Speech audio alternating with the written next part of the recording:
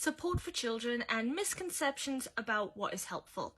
Now, for many children with ADHD or autism or any kind of neurological difficulty, now whether you were diagnosed as a kid or as an adult, you probably will understand or perhaps be able to sympathize with some of what I'm about to say. During the school years, that's the most crucial amount of years in a child's life, right? That's not just them going through their developmental stage of understanding how the world works or forming social interactions or friendships and relationships or understanding themselves as a person, but it's also a time that they have to dedicate to studying, to learning, to broadening their mind, to being able to think analytically or critically, or to just decide or start to decide anyway where they want their life to go in the future once they've surpassed the education phase, and where they're going to work towards the further they get along in their education. So once they get to uni, what are they going to study and why? Now, because of that, it's during those years that for children especially with ADHD and ASD, support is absolutely crucial. But the problem is, especially in the school system, especially during those later years of comp and during the entirety of, say, comprehensive or high school or wherever you went during your teen years, is the support that's available is either too lacking. In other words, there's not enough of it, or it's built on very limited information, so even the teachers themselves aren't entirely sure how to address students with certain conditions or difficulties, and also they aren't able to understand where the students are coming from when they behave or communicate in a way that is perhaps outside of the typical or the norm. So, but also then it comes to the subjects, and there's this understanding between teachers and students about how they function in their subjects. Now, for me, during my comprehensive years, that's when it was particularly the most difficult, especially because of support. Now, in my later years of primary, it was a little different. I mean, for most of primary, kids it's like expected. Kids probably aren't going to be that invested in most lessons unless it's something that they seem to be really, really interested in, like art or PE or music. And in the later years of primary, that's when they really start to go, right, you need to be aware of this, you need to be broadening your mind, you need to be covering more complicated subjects because you're about to go into comp, and that's when they're really going to push it and get to your GCSE levels, whatever levels you take in those years of school. And so in the later years of primary, the support that was available, again, was incredibly limited. A lot of the time, it wasn't even, at least for me, it wasn't even something that you could choose to take. It was more like if the school decided this is what you needed, then that is what you needed, even if they didn't understand where you were coming from.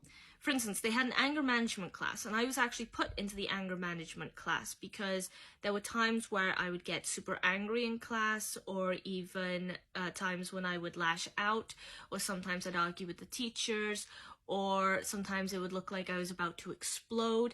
Now, all those situations usually were down to things like bullies, or were down to situations where I felt enclosed, or I felt trapped, and I felt overwhelmed by something going on around me, and I couldn't comprehend that. In those moments, what I needed wasn't to be told off or to be ushered out of the classroom altogether, or to be put into the anger management class for certain periods of time instead of in my actual lessons with the one friend that I had.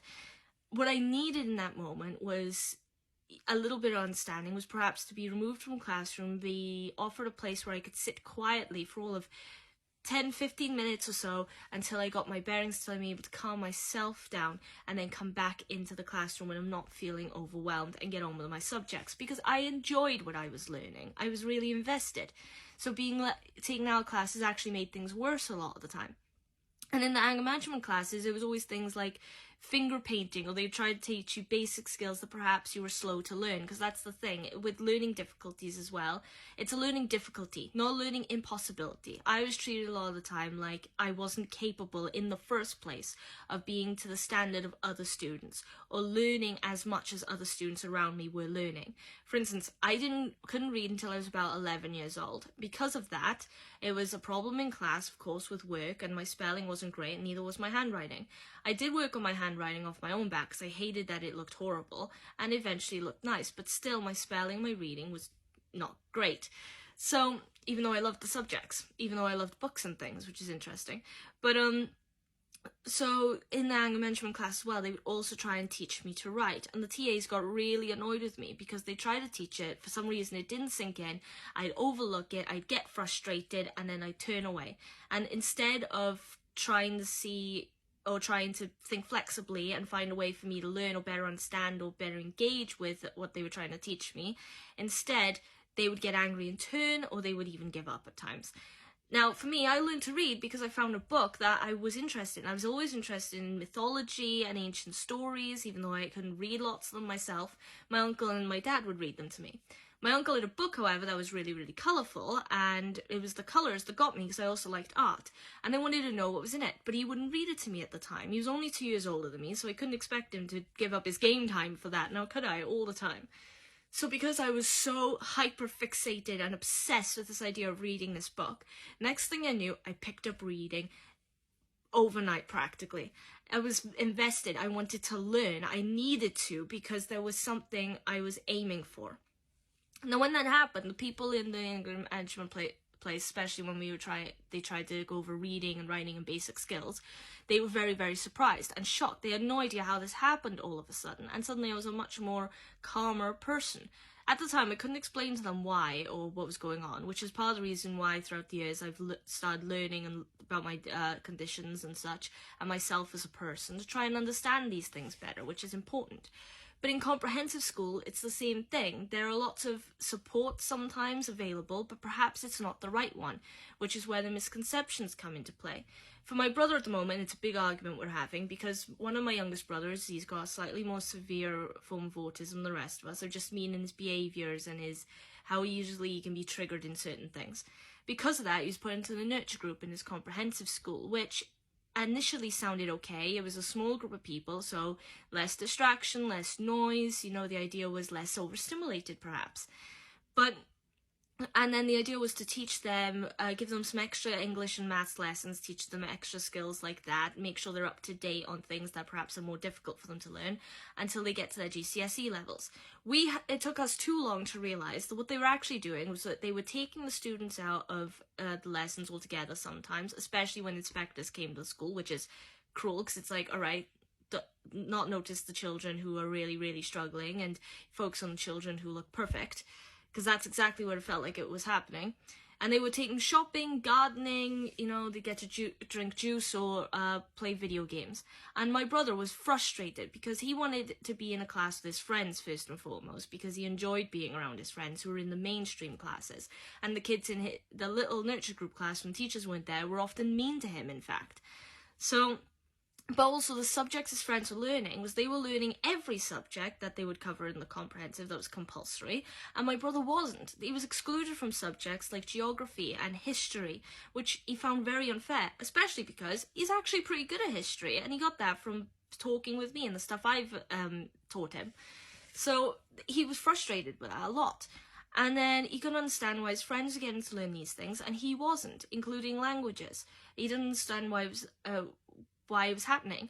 And then when he got through his years, we also started to notice that the work they were giving him when he brought it home was unbelievably simple and uncomplicated. When other children were learning in maths things like algebra and certain equations, he was still looking at shapes and colours. That is literally the difference. And the misconception there was, because it's a learning difficulty and they learn slower, let's just make everything easier for them, a little simpler, so then they don't feel overwhelmed, they don't feel stressed, and they can build on that. That's a nice idea and all, but ultimately the way they were going about it was very, very unhelpful and even detrimental and judgmental, because they were deciding predeterminedly that these children were incapable. They didn't give them the chance to show the capability, or they didn't even understand that some kids have certain fixations or interests that they will excel at. So that's what I mean by unhelpful misconceptions. Because then, when the nurture group was ending, he was thrown into GCSE level, he was expected to be in the same level as all the other kids who'd covered all the complicated sides of the subject. And he wasn't. Hence why we homeschool him now, so then he can get up to date, and he's learning fast and furiously. Because, one, he has to, but also we change the way we teach him. Because that's the thing with learning difficulties. It's not about the subject, it's about the way you teach the child. So if one form. Now, in schools, there's a strict curriculum to follow. There's, you got to learn this, and this is how you teach it. But the best teachers are usually the ones who break that conformity and think a bit more outside the box. So, and are very attentive to the individual children. Because a lot of the time, with children, if they're not picking up subject quickly, then, like I said, the issue isn't the subject, it's the teacher. It's the teacher's job to think flexibly, accommodate the student, try and figure out a way where they can better understand it. My best example for that is trying to teach my brother, the one I just spoke of, biology, and he's quite good at cells. He's good at, like, pictures, memorizing where certain things go, like in a pattern, which is actually common for people with autism. But when it came to explaining how virus cells work, he couldn't quite get a grip on it, and he couldn't understand the terms I was using. They would go in one ear and out the other, and he got really upset with it because he couldn't understand why he couldn't get it, no matter how many times I said the same thing to him. So I changed the way I was teaching him. Instead of saying virus cells, I said xenomorph. The reason for that is because he loves the Alien movies. I know the Alien movies really well. All my brothers do. We got it from our dad. And I realized that basically the way that the xenomorphs work, infecting a host, destroying the host, and then spreading, was very, very similar to how virus cells work. So I asked him, you know, in the Alien movies? And he was like, yeah. And I was like, you know the xenomorphs? He's like, yeah, because he loves them, right? Well, what do they do? And he explained what they do with the chest bursters and the infecting and so on and so forth. And then I went, okay, well, virus cells do the same thing. And then he basically repeated to me what I told him before, but hadn't sunk in yet. And then he realized that it had just sunk in. And then he was thrilled with himself, even to the point of showing off to our parents. That's what I mean. And I get it can be a bit of an ask for teachers, especially to, like, be really attentive to individual students, especially with hundreds of students in schools, or to be flexible with the individual needs or difficulties that each child faces. And that's not just children with ASD and ADHD, but children in general. But the thing is, I feel like for children, and in this case especially for ADHD and children with ASD, for their own betterment, to prepare them better for the future and to fulfill, like, grow their self-esteem and their confidence in themselves, I think that effort just has to be made, even if it's exhausting and frustrating, and at times, like, you feel like you want to pull out your hair because of stress. But I feel like if you're going to be a teacher, then that's the thing you have to do. Now, that's the thing I'm arguing right now, and if I could change the educational system, I would. And I would try and make it as accommodating as possible and as fair as possible, without misconceptions. Ask the children what they need. Don't just assume what they need because they have a label of a condition. Ask them exactly where their difficulties are, and then help them with that, because no two children are the same.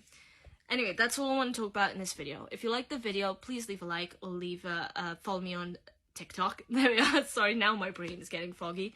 If you have any questions or requests for future videos, please put that in the comment section, or any thoughts, opinions, also in the comment section. Subscribe to the YouTube channel and repost the video, because awareness and also personal motivation. That's a better way of saying it. Personal motivation. Alright. Now, with all that said, maybe you agree with me, maybe you don't, put so in the comments, and hopefully I'll see you in the next video. Till then, have a great day. Bye!